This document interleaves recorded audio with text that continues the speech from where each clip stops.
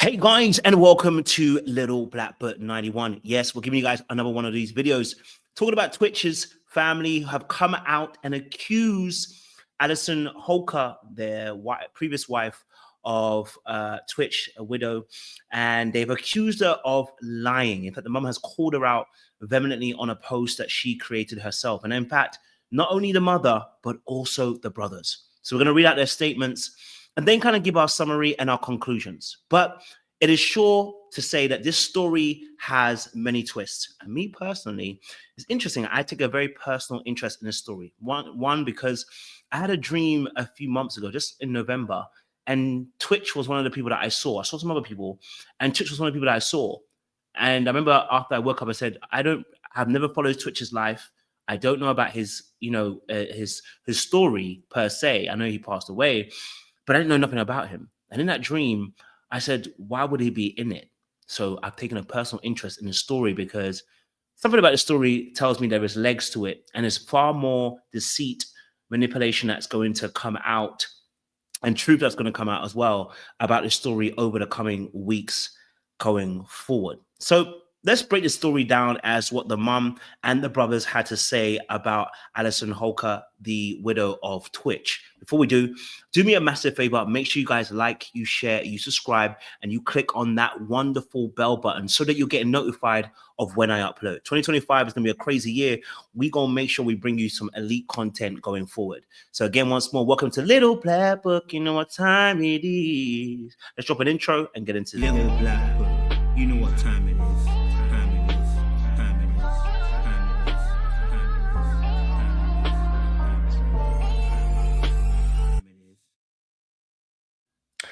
Hey guys, welcome back. So the mother obviously dropped a statement, and she said in this statement, she said, our family is absolutely appalled by the misleading and the hurtful claims made about my son, Stephen Boss.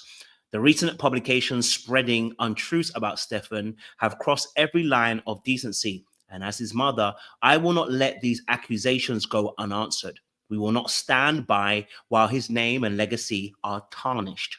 He doesn't deserve this. And the kids don't deserve this. For the last 2 years, I've remained quiet and away from the public eye to protect my family. My primary focus has been on healing and attempting to remain connected to my grandchildren.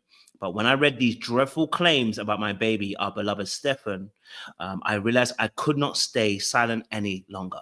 Our family will ensure his name and memory are protected, and we are committed to defending his honor. Connie Boss, Alexander. I want to say this first and foremost. When it comes to anything like this where it involves family, we have to understand that whilst I do believe that the family are aggrieved and hurt and frustrated by Allison Holker, the widow and the previous wife of Twitch, we have to also be fair that when we're listening to this, family don't always see what a child is like when in a marriage, right? Family do not always see what someone is like within a marriage. And in fact, we have many stories of people, even not in a marriage, but even their own children not knowing what children are up to, parents, right? We see parents will be like, oh, my baby, he will never hurt nobody. He's a gangster, okay? And he's a killer, all right? Baby, you didn't know who your child was. There are instances like that. But there are also instances where we have to say no smoke without fire, because not only is the mother coming out to say this, but the friend of Twitch was coming out to say this, and then two friends, who are defending Twitch and his honor in this particular instance. I think also we have to look at the fact that, once again, the original toxicology report, when it first came out, when he passed away, said he was clean. And if he was taking drugs, it would have stayed in the system. So again, once more, we didn't really see this toxicology report back up her sentiments of her finding drugs in his closet. Now, of course, he could have done his drugs months before his passing, but how likely would that have been as somebody who's a drug addict, as she put it out? I think also with this story as well, as we're going to read the brother's statements in a second or two, is that there seems to be a consistent theme of calling her an absolute liar. And that this theme of her lying has also got to a point where we know for a fact that she actually put NDAs on the mother and anybody else who was attending the funeral at the time. I don't know about you. I don't know why we're doing NDAs for the funeral of the family who loved and dearly cared for her ex, well, I shouldn't say ex, but for her passed on husband. Does seem a little bit ominous, does seem a little bit crazy in that space. But we have to be open to many different viewpoints so that we can make an educated guess and viewpoint on the situation. For now, I'm going to say this. There is no smoke without some level of fire, because we're going to have to read the brother's statements as well. So let's just read the brother's statements. Well, I just have to say something. You know, I feel like somebody from Stephen's natural family should say something. And the last time that I recorded, I pretty much was talking about the NDA, non-disclosure agreement, and how we were asked to sign it in order to see Stephen or memorialize him at his funeral. And I'll be honest, you know, I'm not a celebrity. It was very difficult to navigate the whole concept of having to sign a piece of paper in order to see my cousin, whom I loved and valued. And so that was very difficult. But the entire time that we were asked to sign that NDA, the rhetoric was that we were doing so to protect his legacy. And as I stand today and I hear what's in the news and I see what's going on today, I refuse to believe that NDA, the reasons why we were asked to sign the NDA, had any merit, because there's nothing that happened today that was meant to protect his legacy. And, you know, sadly, it's just a time where we're having to peel back the layers and see just a tidbit of what Stephen had to endure. And being that none of us, the family, you know, for a person to be married to somebody that committed suicide, and then that person supposedly find a shoebox, disclose the contents of the shoebox with the entire world, then read that your loving husband's journal, private personal journal, and then share the contents of that with the world, it's very difficult to believe that you have any interest in protecting his legacy. And you have kids. You're always talking about how you're so concerned with how the family moves. So once again, sorry, it wasn't actually the brother here, it was the cousin. So we'll get to the brother's statement in a second or two. But I think, again, we have got another family member who, again, is ascribing the fact that this movement by Allison Holker to release the memoirs, or at least release a book with some of the information that was written inside of his journal, private journal, is not one of loving behavior or covering of your partner. And that's something I do definitely believe. I believe that you exposing things that are private, that was his own personal information, needed not to be done with us, the public, at least until you had released some of that information to the family first, if you were going to release it, which, again, it's a private journal. It didn't need to be released. But, you know, people might try to say that there is an aspect of, you know, because she's trying to understand how he obviously committed, you know, the taking out of himself, and because of that, she is trying to connect and trying to make sense of the situation. I believe that there's a need to make sense of the situation. I believe there's a way to trying to rationalize what's happened and intellectualize, but that doesn't require you exposing the secrets of your partner, who that thing that they shared was a private thing within their own space, their own journal. And I think that is something that is actually an indication of you not being a safe space, but also you being a little bit manipulative, because what would be the purpose of you releasing this information? We needed not to know. We're in no better position from 2 years ago when he passed to now to know information about his private journal. I don't want to know about his private journal. It would never cross my mind to think about what his private journal would be like. Why are we interested in that? Right now, if it's your truth, I hear it. You gotta keep that to yourself. The whole world doesn't need to know what was in his private journal, according to what you have gone through. You know what I'm saying to you? And so we're gonna read the brother's statements now, I hope.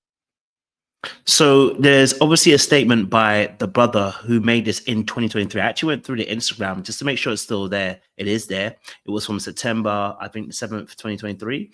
And he writes here, I am writing this letter with a heavy heart, reflecting on the recent events following my brother's tragic departure. So imagine this is last year, I guess obviously, in that situation. So he's responding. This is one of the brothers, right? There's two of the brothers, and he's one of the two. And he says, I'm writing this letter with a heavy heart, reflecting on the recent events following my brother's tragic departure. I deeply wish to address a matter of concern that has considerably added to our shared grief. Over the past months, we have observed a series of actions and attitudes that, in our perspective, do not foster an environment conducive to healing and unity. This refers to the treatment of our beloved mother and family, which has caused us great distress. Notably, it seems to stem from the fact that the family did not agree with the original terms of the NDA you presented the family to sign. It's deeply concerning to notice how my deceased brother's children have been drawn into complexities of an adult disputes, effectively being weaponized in the process. Okay, that's number one. He goes on to say furthermore, we have noticed a disturbing lack of communication and an inclusion concerning the children's activities and well-being. It's disheartening that their interactions with their grandmother and the wider family have been noticeably limited. Our sincere intention is to nurture a loving environment for them in this challenging time. It's crucial to remember that they are too grieving and need a safe and neutral space to process the loss. Secondly, our efforts to resolve the misunderstanding and foster a cordial relationship have been met with silence. The unwillingness to acknowledge our concerns, let alone address them, has created an unsettling atmosphere of estrangement. This adds to the psychological burden we are all carrying right now. That's really interesting as well, because I actually went onto other brothers' post, and he posts screenshots of the text messages between himself and Allison. And it seems like, because obviously that's what he's posted, like she is ignoring them. The brother goes on to say, we have sensed an overall lack of respect and consideration towards our mother, who is also grappling with the loss of her son. Her deep sorrow is only amplified when she is alienated from the family matters that she has every right to be involved with. Oh, okay. So that's interesting as well. If you truly value our family's bonds, you'd understand the profound impact on his grandparents who are grieving the loss of their first grandchild. Withholding their access to cherished memories during their later years is deeply unfair. Our appeal is not intended to point blame, but to foster a harmonious environment where our family can mourn and eventually heal together. It is my hope we can move past the phase and work together in honoring my brother's memory. Our actions should reflect the values he held dear, love, respect, and unity. Now, that was the brother's one of the brothers' posts that he put on his Instagram, and I went onto his Instagram. It actually is his post as well, so it's still up there as well. But then another brother also spoke, and I went onto his page too to make sure that it was still up. This thing is also up. This is actually, I think it's 7 days. I think this is day 7. Yes, day 7 of him commemorating his brother who passed. And in this message, he talks about Allison again once more. So we've got two brothers who are saying the exact same thing about Allison, and this is last year. So the fact it's come up this year again now, after she has said something, not the brother saying anything, but she has said something in terms of exposing Twitch's apparent addiction. Now we are going deeper into the scenario. I'm telling you, this unearth a lot more issues within this situation, and there's probably going to be some more truths that are going to be very uncomfortable that are going to come out in the following weeks as well with this story. Okay, so he says, Supreme Cam says, day 7, brotherhood. This trio, we 3 brothers, know adversity, no pain, no trauma. We also know love, we know unity, and we know our bond. So he adds his brother, who I just read his statement. He said, I remember our times going through the mall, pushing each other to be the closest to Stefan, but that just showed our love for him, how much we look up to him. Now, how much we just wanted to be in his presence. He's our big brother, our lead by example, our truth teller. When we didn't want to hear it, he is a blueprint. Let us continue to build on with him as example. Let us continue to true to ourselves as he wants us to be, 10 toes down. With that being said, this brotherhood is so strong, even an NDA couldn't stop us from seeing our brother for the last time, okay? Let that sink in. So strong that it won't stop us from speaking our truths today.